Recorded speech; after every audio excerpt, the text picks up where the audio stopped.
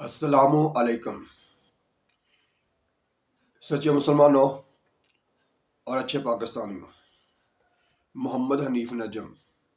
عشا Pakistani YouTube channel کی طرف سے تمنا ہے کہ دنیا میں کچھ کام کر جائیں. تمنا ہے کہ دنیا میں کچھ کام کر جائیں، ہو سکے تو خدمت اسلام کر جائیں. آج کی ویڈیو میں ہم بات کریں گے پیسے کمانے کے مختلف طریقے ہیں تو ان میں سے کسی ایک طریقے پر، اور دوسرا بات کریں گے فلسطین میں ہونے والے ظلم اور آپ مسلمانوں کا مصنوعات اسرائیل جو ہے ان کا بائی کاٹ کرنے کا رزلٹ جو ہے اس پر. تو سب سے پہلے بات کرتے ہیں اپنے پیارے آقا حضرت محمد صلی اللہ علیہ وآلہ وسلم کے حضور نذرانہ عقیدت. صلی علی نبینا صلی علی محمد صلی علی شفیعنا صلی علی محمد. پیارے پاکستانیوں، ہمیں ہر شعبے میں سستی اور کاہلی کا سامنا ہے، تو ہمیں آج بات کرنی ہے کہ آپ لوگ پیسے کمانے کے ذرائع جو ہیں ان کو بھی بڑھائیں. اس کے بہت سارے طریقے ہیں. آج فی الحال بات کریں گے کہ ہمارے ہاں سب سے مہنگی سبزیوں میں سے ایک آئٹم ہے ادرک. ادرک جو ہے اس کے کاشت کرنے کے یا چھوٹے لیول پر اپنے گھروں کی ضرورت پوری کرنے کے لیے ہمیں اس پر کام کرنا چاہیے، کیونکہ وہ سب سے مہنگی آئٹم ہے کچن کی ہمارے کی. تو ادرک جو ہے آپ نے بازار سے ایسا خریدنا ہے جس کے اوپر چھوٹی چھوٹی شاخیں یعنی منہ ہو اس کے. تو ان کو آپ نے 2-2 انچی کے ٹکڑے بنا لینا ہے، اور ہر ٹکڑے پر یہ خیال رکھنا ہے کہ کم از کم ایک وہ نقطہ سا جو بنا ہوتا ہے شاخ جہاں سے نکلتی ہے وہ جو ہے نا ہونی ضروری ہے. اس کے بعد عام سی مٹی یعنی ریت اور مٹی مکس، وہ جو ہے نا کسی گملے میں، کسی وہ جو آج کل تیل آتا ہے مختلف پلاسٹک کے ڈبوں میں، وہ ڈبہ خالی اگر مل جائے یا کوئی اور یعنی وہ تھیلا ٹائپ جس میں مٹی ڈال کے رکھی جا سکتی ہو، اس میں اسے بو دیں. یعنی اس طرح سے کہ آدھی مٹی نیچے ہو آدھی اوپر ہو، بلکہ اوپر والا حصے میں بہت تھوڑی سی ڈالنی ہے، نیچے جو ہے زیادہ مٹی ہونی چاہیے. اور وہ ریت اور مٹی مکس جو ہے نا ایک آتا ہے وہ ریت کی شکل میں ہی نا، اسے کسو کہتے ہیں، کسو. تو وہ مٹی اور ریت مکس ہوتی ہے اس میں، وہ اگر مل جائے تو بہترین ہے. تو وہ جو ہے نا اس میں آپ نے کوشش کرنی ہے کہ نیچے والے حصے میں مٹی وہ ریت جو ہے وہ زیادہ ہو، اور اوپر والے حصے میں آپ نے صرف یعنی جو اوپر رکھ کے ادرک شاخ اس کی اوپر والی سائڈ پہ رکھ کے منہ اس کا جو ہے، اور اس کے اوپر آپ نے ہلکی سی وہ ریت جو ہے یا مٹی جو ہے وہ اوپر سے ڈال دینی ہے، اور اس کو ایک دفعہ کر دینا مکمل. یعنی اس میں پانی ڈال کے گیلا کر دینا، لیکن اس کے بعد اس میں پانی آدھا جو ہے وہ اس وقت ہی لگانا ہے جب اوپر والا حصہ آپ کو خشک نظر آئے. یہ تو ہے اسے کاشت کرنے کا طریقہ. اب یہ مشکل سے 7-8 دن بعد ہی اس کی چھوٹی چھوٹی شاخیں باہر کو نکلنی شروع ہو جائیں گی. آپ نے صرف اوپر ہلکا سا آتے جاتے پانی لگانا ہے. اس کو نہ زیادہ دھوپ کی ضرورت ہوتی ہے، صرف یہ ہے کہ ایسی جگہ پر رکھے جہاں پر تھوڑی روشنی ملتی رہے. لیکن اگر چھت پر بھی رکھیں تو آج کل آگے جو سردی کا موسم آ رہا ہے اس میں چھت پر بھی پڑا رہے تو کوئی حرج نہیں، لیکن گرمیوں میں کوشش کریں گے اسے سائے میں رکھیں، دھوپ میں نہ رکھیں. تو یہ اس کا چھوٹا سا پودا ہوتا ہے مشکل سے ایک بازو جتنا لمبا. تو وہ پودا جو ہے اس پودے کا فائدہ آپ کو یہ ہوگا کہ نیچے اس کے زمین کے اندر اس کی جو مٹی ہے گملے کے اندر، اس کے اندر جو ہے نا وہ ادرک تیار ہوتی رہے گی. اوپر وہ پودا جو ہے سبز سا وہ نظر آتا رہے گا چھوٹا سا آپ کو، اور اسے اسی طرح بڑھتے رہنے دینا ہے. تقریباً 6 ماہ بعد اس کے اوپر والے پتے جو ہے نا وہ خود ہی خشک ہونا شروع ہو جائیں گے. تو اس کا مطلب ہے کے نیچے ادرک جو ہے نا اب پک کے تیار ہو گئی ہے، تو تقریباً 6 ماہ بعد آپ اسے نکالیں گے تو وہ کافی، یعنی اگر آپ نے ایک چھوٹا سا پیس 2-2.5 انچ کا لگایا ہے تو اس کی نیچے ادرک جو ہے وہ تقریباً، اگر آپ نے اچھی طرح سے اسے مسلسل ہلکا ہلکا پانی بھی دیتے رہے ہیں، یعنی اوپر ہی سطح جو ہے نا اس کو گیلا رکھنا ہے، صرف زیادہ پانی نہیں دینا کہ اس سے وہ نیچے جو ہے ادرک وہ آپ کا گلنا شروع ہو جائے گا، اس لیے ہلکا سا پانی ایک ٹائم اس کو اوپر ہی جگہ کو صرف گیلا کر دیں، باقی اسے چھوڑ دیں۔ تو اس طرح سے جب آپ اسے تھوڑی سی توجہ دیتے رہیں گے تو وہ آپ کا وہ تقریباً نیچے سے ادرک جو ہے نا 6 مہینے بعد وہ 1-1.5 کلو قریب نکلنے کے چانسز ہیں۔ آپ اس طرح تجربہ کریں پہلے ایک، اس کے بعد اسے اگر کامیاب ٹھہرے آپ کا تجربہ تو دوسری دفعہ بھی ٹرائی کریں، تیسری دفعہ بھی کریں، اور پھر اسے بڑھاتے بھی جائیں۔ تو یہ اب ایسی آئٹم ہے جو ہمارے کچن میں سب سے زیادہ مہنگی ہے، اور دوسرا یہ ہے کہ ہم اپنے کسان پہ بوجھ بننے کی بجائے یا مارکیٹ میں مہنگا خرید کے اپنی جیب خالی کرنے کی بجائے ہم اگر اپنے گھروں میں یہ خود چھوٹا چھوٹا کام اپنی چھت پر جو آپ کے پاس خالی پڑی ہوئی ہے کسی قسم کی، اس میں اسے استعمال نہیں آپ کر پا رہے، تو اس میں یہ کام کر لیں۔ اسی طرح سے گھر میں لوگ جو ہے کوئی نہ کوئی فارغ ہوتا ہے، یا ہمارے پاس بھی خود بھی کسی نہ کسی وقت تھوڑا ٹائم فارغ ہوتا ہے، اس فارغ ٹائم میں ہم یہ جو ہے نا یہ کام کر سکتے ہیں۔ تو اس کا فائدہ جو ہے یہ ہے کہ ایک تو آپ کو خالص اپنی تیار کردہ چیز مل گئی، دوسرا یہ فائدہ ہے کہ آپ نے ایک معاشرے پہ بوجھ بننے کی بجائے اپنے پاس سے چیز تیار کر لی۔ دوسرا، اگر آپ اسے وافر مقدار میں تیار کرتے ہیں تو اس صورت میں آپ اسے فروخت کر کے اس سے پیسے بھی کما سکتے ہیں۔ دیکھیں جی، کوئی بھی کام کریں گے اس سے کسی نہ کسی حوالے سے آپ کو فائدہ ملے گا، تو اس فائدے کو جو ہے آپ نے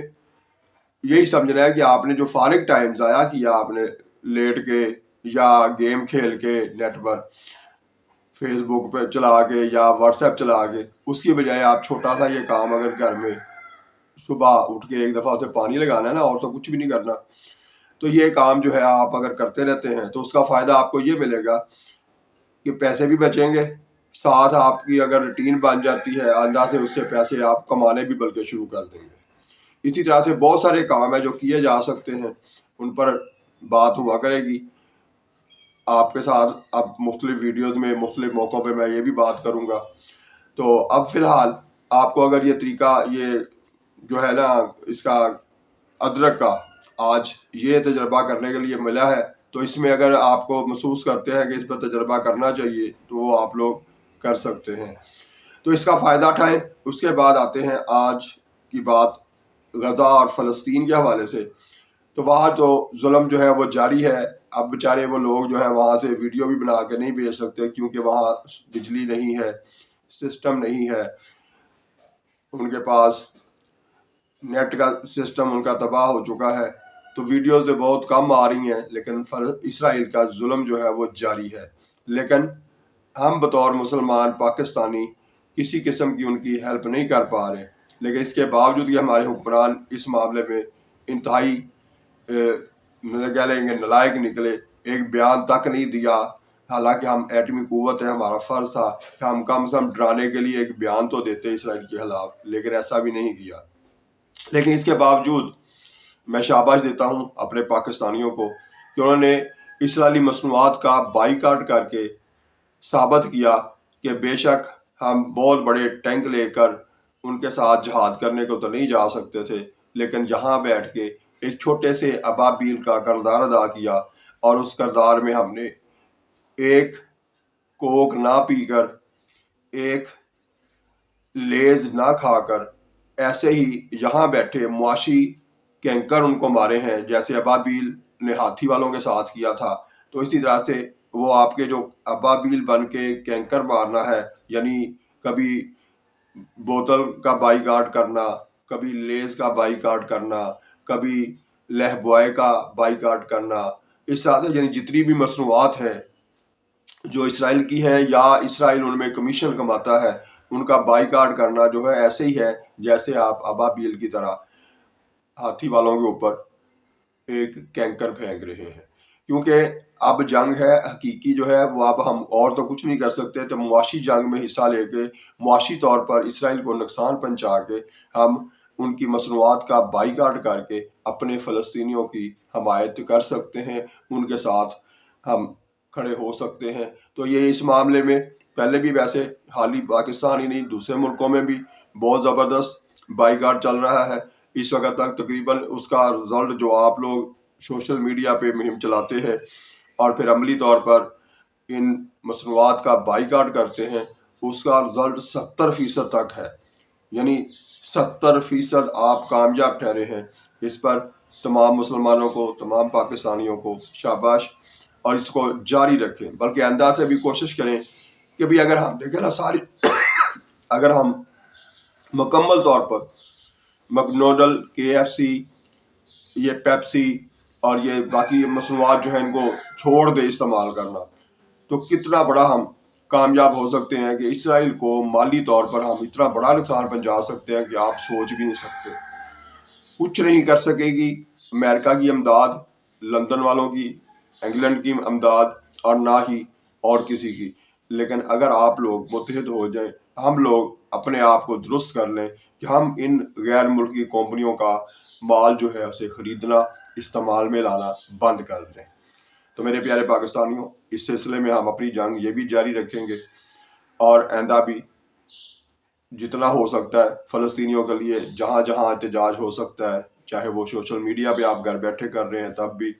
ان کی مصنوعات کا بائیکاٹ کر رہے ہیں تب بھی، اور اگر آپ باہر نکل کے وسیع پیمانے پہ احتجاج کر کے اپنے حکمرانوں کو جگا رہے ہیں تب بھی، تو سبھی صورتوں میں سبھی پاکستانیوں کو شاباش۔ اور اس کے بعد اب ہم آتے ہیں اپنی روٹین کی گفتگو کی طرف کہ ہمیں سچ بول کے اپنے معاشرے کو سچائی کی طرف لے کے جانا ہے۔ ہمیں دوسروں کے خلاف بولنے کی عادت کو ختم کرنا ہے، جسے غیبت کہتے ہیں۔ اس غیبت سے بچنے کی پوری کوشش کریں اور آنے والے کل میں اپنے معاشرے کو بہتر حالات دیں۔ اسی طرح سے میں نے آج بات کی ہے، جیسے